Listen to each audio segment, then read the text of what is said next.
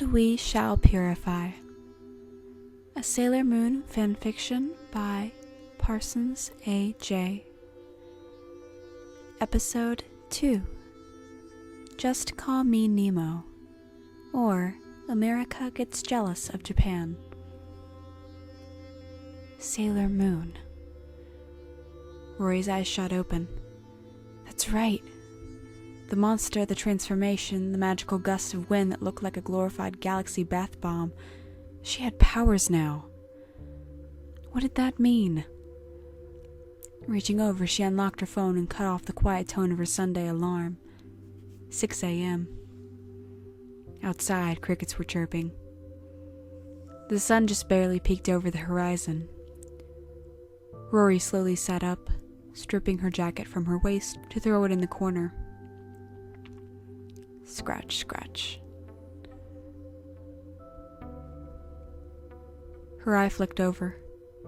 At the window, just outside, on the upper porch, Celine stood, pawing the doorframe. "Let me in!" Her voice was muffled by the glass. Rory rolled out of bed, moving to lock her door before letting the cat into her room. "Celine." The cat yawned, which, weirdly, sounded like a regular human yawn. "Good morning." "Okay, you've got to explain things now." Celine stretched. "That's why I'm here at this early hour. Might as well talk now that we're finally able." Rory eyed the walls of her room. She usually didn't speak out loud this early for fear of waking Tyrell or her mama. "How are you able to talk anyways?" "I have always been able to talk." Celine took a seat by the window. "You just couldn't understand until we made a connection. Once you touched the insignia on my forehead, I was able to use my magic to connect with yours." "Why do I have magic?" "That thing yesterday. It said something about a star soul? What is that?" Still, something about it sounded familiar. Rory couldn't put her finger on it. Celine stood, her expression becoming very serious. "You are a sailor soldier, a defender of the universe. The presence of those creatures, the Pythos, awakened the power inside of you, allowing you to activate it." Rory paced, her socks dragging against the worn carpet. "Why, though? I don't get it. Did I always have this power? Was I born on the second full moon when Aquarius was in retrograde or something?" Question after question rose in her mind. She was afraid she was going to forget them all before she was able to ask. She turned back, kneeling before the cat. "You gotta understand, I know absolutely nothing here. What do I have to do with Sailor Moon?" America had considered Sailor Moon a hoax by Japan for a long time. She was a publicity stunt, an elaborate prank, or a hyped-up idol, depending on who you asked. Still, the sheer amount of news footage of the skirt-toting superheroine made her existence hard to dismiss. Rory thought that America was probably just jealous. The US had always wanted anything that anyone else had, and if they couldn't have a superhero, then they didn't exist. Well, she felt into her pocket, pulling out the scepter. It looked more like a large, fancy pen than anything.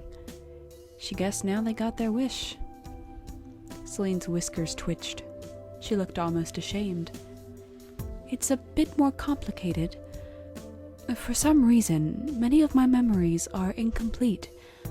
I can picture the planets, but I can't recall their names. I remember that I was supposed to be guardian for a battalion of sailor soldiers, but I can't remember who." She peered out to the morning sky, sunrise bursting color in all directions. "When I saw you leaping across buildings, I thought you might be one of my charges, but I wasn't sure. It wasn't until I saw the symbol on your scepter I remembered what it was." Rory smoothed the thumb over the Beta. "So there's a planet Beta out there somewhere?" "No, actually. The name of a planet is not necessarily tied to its symbol. Unfortunately, the names of our battalion are lost to me right now. I suspect they may be planets those of this world have not yet titled." Rory groaned. So I'm the guardian of a nameless planet? I'm just like Sailor... blank? The intensity of Celine's eyes hardened. Just because this world does not know their names, it doesn't mean they don't have one. Earth is not master over all the universe. Dang if Celine wasn't a serious cat. Rory held up her hands. Okay, I got you. She could do without cat scratches, thank you. The cat relaxed. I suspect my memories will return with time, especially now that our connection is restored. For now, Sailor Beta will do. Celine's tail whipped restlessly. You must understand, if your powers have awakened, it means that you are needed. There is a terrible threat to the universe, and only the Sailor soldiers can stop it. Rory let the news sink in. She smoothed her hands over her legs. An image flashed through her mind. That creature taking a swipe at her. You say soldiers. Are there others out there? The cat's ears stood straight. Yes. Sailor soldiers generally form squadrons based on a shared star system. The faster we can locate them, the more I suspect we will remember. Though, just as in your case, this activity is sure to prompt their powers to awaken. Rory sighed, laying to stretch back on her bed. So we just have to wait then. We still have work to do. Celine jumped up beside her, taking a seat on the comforter. The Pythos is still an imminent threat. She turned to her. What is the Pythos, anyways? The cat narrowed her brow. I'm not entirely sure why, but these creatures seem to be after your souls. That is, the souls of Sailor soldiers, distinguished by their connections to star satellites. These souls, your soul, is extremely powerful. If they are seeking this power, and they are willing to steal living souls to get it, it can't be good. Celine tucked her head into her legs. Now that Rory knew she could talk, it seemed weird to see her do normal cat things. The only reason I know what they are is because I overheard someone referring to them by that name. It must have been one of their leaders. A powerful soul.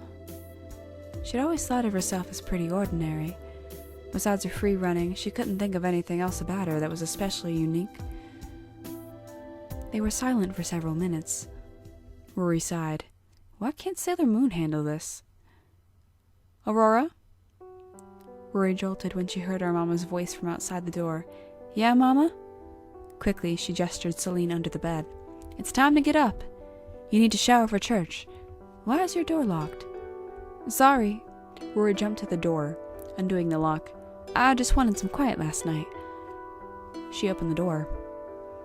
Her mama stared back at her, squinting, as if trying to puzzle something from her expression. That's okay. Just hurry and get ready. She turned and left down the hall.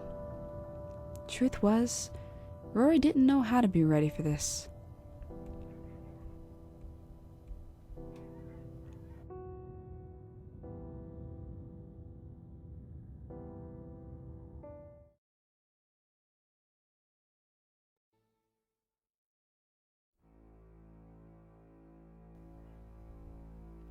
The agent peered down over the neighborhood, the streets full of holes, the houses breaking down on every side.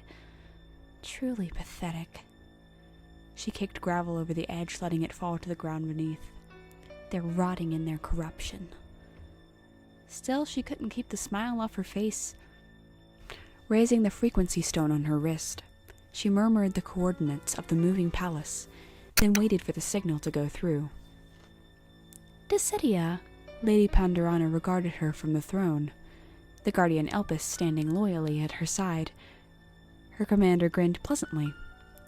I must admit, I'm surprised to hear from you first of anyone. Decidia grimaced. She'd had her pattern of reporting late for totally reasonable reasons, and her tardiness was often remarked upon. She was lucky, she thought, that she was allowed to continue serving the cause. Her lady folded her hands. What have you to report? Decidia bowed her head. My lady, I discover this morn that one of the Pythos under my command has been destroyed. It would suggest that it was successfully crossed the path of a sailor soldier. She looked away. Hopefully the discovery would distract her commander from the fact that it was, in fact, defeated. Pandorana clapped enthusiastically. Excellent. She folded her hand behind her back, saluting. I request your permission to create additional pithos, my lady. I believe I have pinpointed the approximate location of the soldier here on Earth. I just need a greater force with which to take her down. Consider it done. The sooner we seize the star souls, the better. The commander's eyes glittered. And Acidia? She swallowed. She would follow her lady's command unquestioningly, but there was something about that tone of voice that unsettled her. Yes, my lady? Don't dawdle. She waved goodbye. Decidia bowed as the communication died. Yikes. The midday light blaring over her, she couldn't resist the yawn that rose up. Still, now that the soldier's location was found, there was no need to overwork herself. A peaceful existence was a pure existence, after all. The Pithos could track their target, she wouldn't need to lift a finger. As scanning the streets below, it was only a matter of time. She watched a young woman exit one of the low-level hovels, continuing alone down the street. There could only be so many wayward girls in one neighborhood.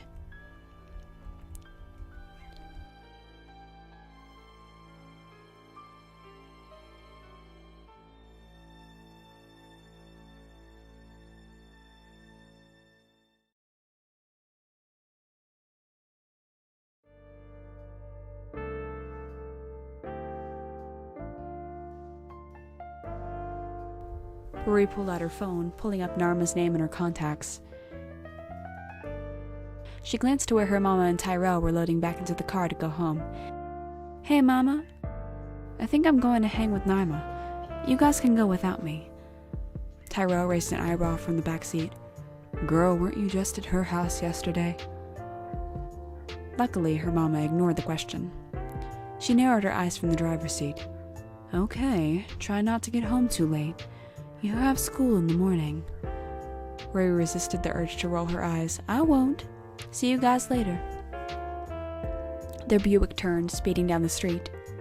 Satisfied, Rory turned back to her phone. I'm coming to you. You at work or something? Girl, please, the aquarium is dead. I was about to throw myself in the shark tank. We'll be right there. Rory bit her lip, taking the turn towards Pier 59. She'd been thinking about it, and she hadn't gotten the chance to ask Celine. Was she allowed to tell anyone about her powers? Like, obviously she shouldn't reveal her secret identity or whatever, but that only mattered with strangers, right? She couldn't imagine letting one of her friends in on the secret would do any harm. She and Narma were tight. They had been ever since the girl had moved into her neighborhood 3 years ago. It wasn't like she was going to be ratting her out to the news or something. Anyway, she probably wouldn't believe her. Who would? She turned her gaze to the sky where the afternoon sun was just beginning its descent. How did Sailor Moon deal with these sorts of problems? The enormous teal building rose up in the distance. To anyone who didn't know it, it would have looked like some kind of warehouse, but the interior hosted huge, elaborate tanks that were appropriately nautical. The Ocean Pavilion, where Nama had gotten a job the previous summer, thank God for work permits, was much more impressive. A cylinder of walkways surrounding a massive central tank, the building's glass walls letting visitors get a peek at the goods. Sundays tended to be slow, though. Apparently, there were other events nearby that tended to pull potential customers away.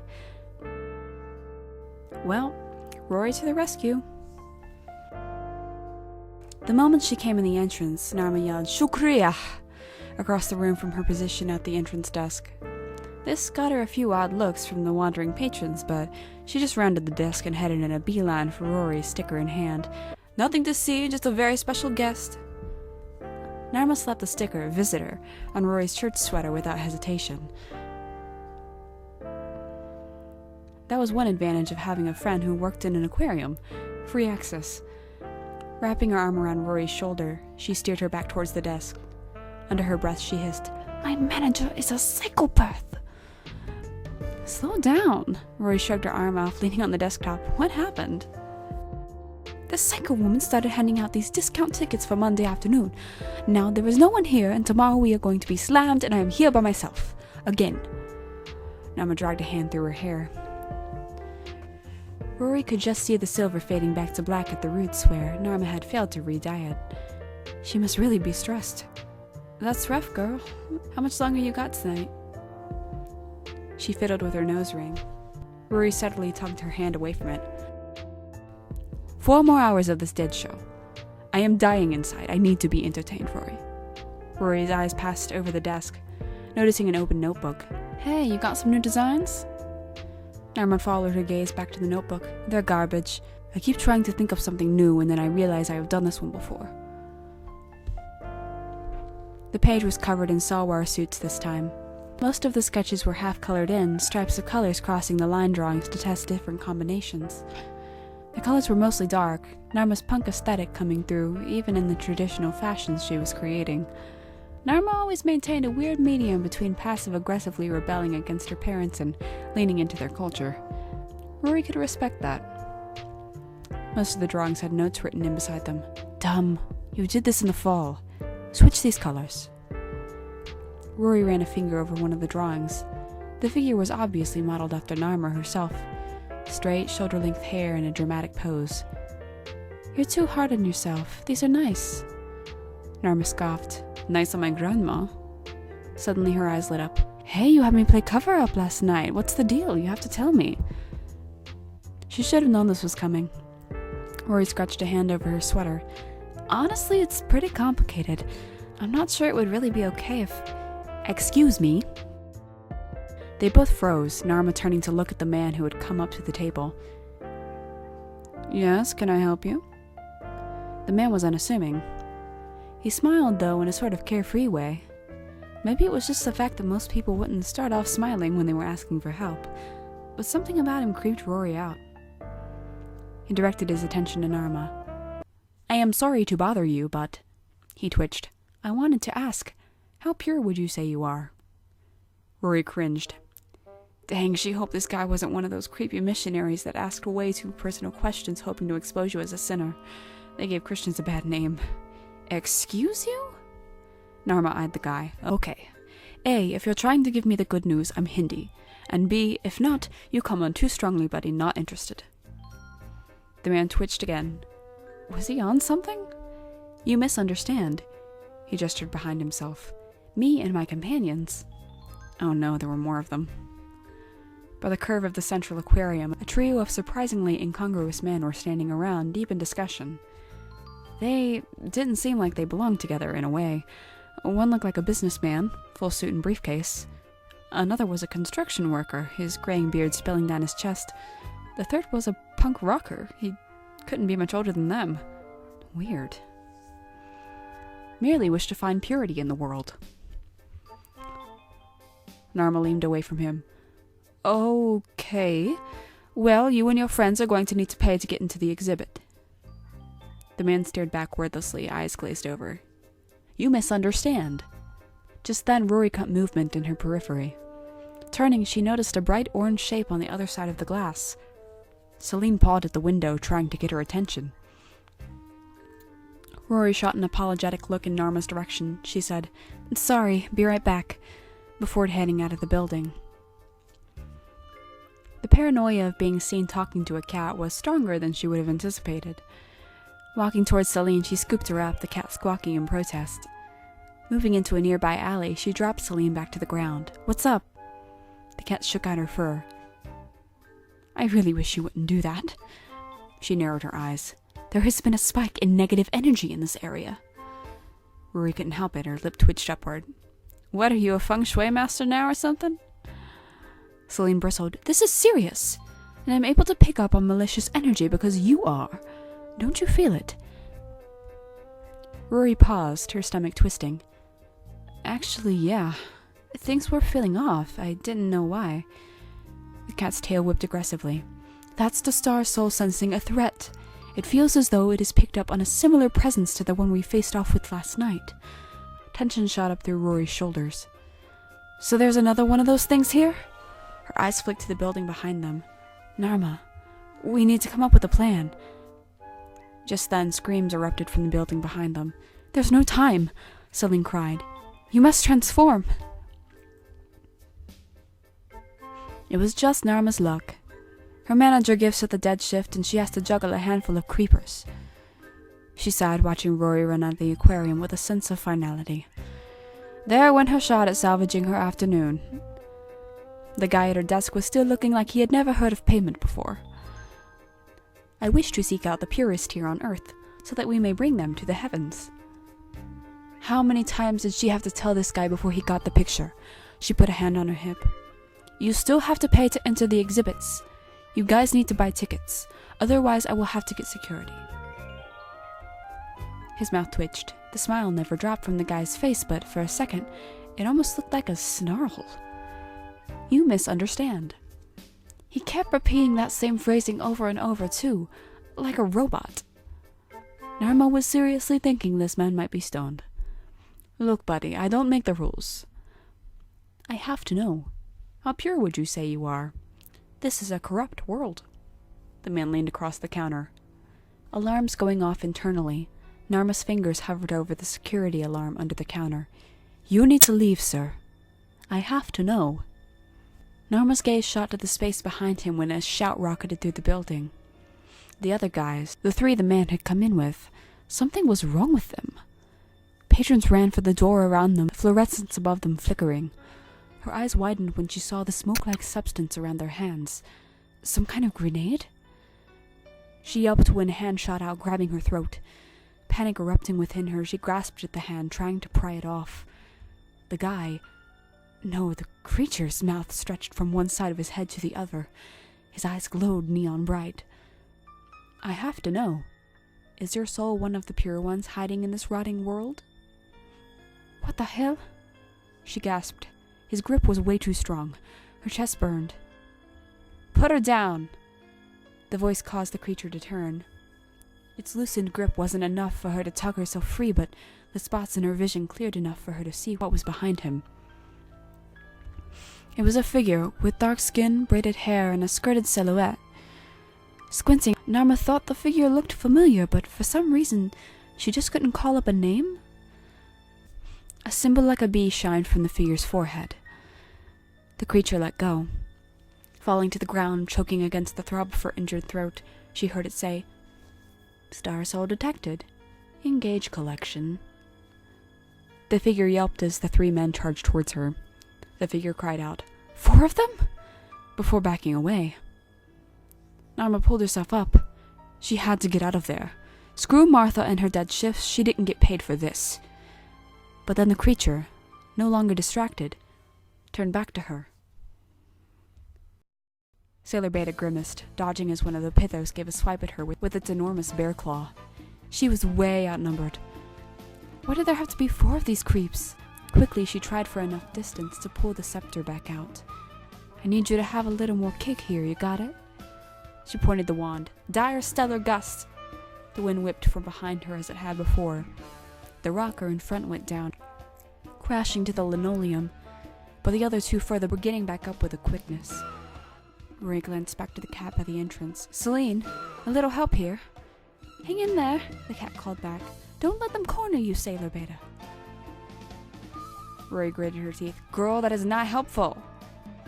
Out of the corner of her eye, her stomach dropped when she saw a creep in charge advancing back on Narma, grabbing her by the collar. Why are they after her? Jumping back, she moved towards Narma. She needed to take out that guy ASAP. As the businessman hissed and grabbed for her, she saw a light burst into being on her right. From Narma's direction. Looking over, she gasped. The creature appeared to be reaching into Narma's chest, pulling out a blue, crystal-like object. Hey! Let her go! Sailor Beta! Celine darted between them. She has a star soul. You mustn't let the Pathos capture it. No way. Narma? But that thing was reaching into Narma's chest. What if she heard her getting him off? But there wasn't time. Dire stellar gust. The attack rushed towards the pair, Rory directing it as much away from Narma as she could. It wasn't a direct hit, only enough to dislodge the Pithos. He snarled, getting back up. Glancing back, she could see a small cut on her friend's face. "Sorry, Narma." But the crystal sank back into her chest. Her friend groaned, trying to get up. "Hurry!" Rory yelled over her shoulder as she saw the other two crowding in. "It's coming back!" Celine rushed forward. As Rory evaded the Pithos, the big one was going to be on her any second. She heard the cat address her friend. "Miss, take this!" She didn't see it, but she caught the telltale light of Celine using her forehead pocket dimension. Norma screeched, "You're talking!" "Do what she says!" But Rory cried out as the construction worker's massive bear claw nailed her across the torso. The force knocked her back into the opposite wall. "Quickly! Raise it to the air. Say, Crystal Power Epsilon. Make up." Epsilon. Dazed, Rory struggled to stand. It was an odd but persistent pain, as if the claws had not cut but dragged across her entire body. A dull, aching burn. The construction worker stomped towards her. Black light filled the building. The creatures winced, the brightness blinding. Squinting against her arm, Rory peered to the other side of the room, where the dimming light revealed Narma, suited up in periwinkle and violet. She stared at herself. "What is happening?" She turned her gaze up, meeting Rory's with a shock. "Rory? You've got superpowers!" Rory yelled to her as she crawled out of the way of the construction worker's next blow, only for the businessman to come in on her other side. She needed to hurry. The leader, who had initially gotten the worst blinding, was coming to his senses, his gaze refocusing on Narma. Or Epsilon, apparently. "The power is within you," Rory heard Celine say as she shrunk in on herself, the Pithos getting in each other's way above her. "Let it come to you." The Pithos businessman finally managed to shove the construction worker out of the way with his briefcase, and he swung back, aiming his claws right for the center of Rory's chest. She heard a stuttered phrase, "Typhoon strike down!" Whoosh. Heavy rain poured down on the businessman, as if a geyser had opened up in the ceiling. He crumpled, the Pithos construction worker jumping back in surprise. On the other side of the room, she saw the leader fall under the same deluge. Rory knew an opportunity when she saw one. When the construction worker was distracted, she directed one more gust straight into his chest. He smacked back into one of the aquarium's support pillars, the supernatural smoke evaporating off his limbs. The room was finally silent. Panting, Narma stared over at her, eyes wide. Rory rose to her feet, still clutching her aching middle. "Okay, as I said, things got a little crazy last night."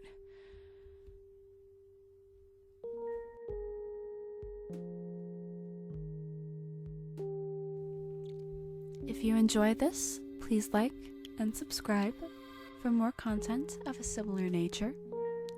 Thank you for listening, and farewell to all of you lovely folks out there in the ether.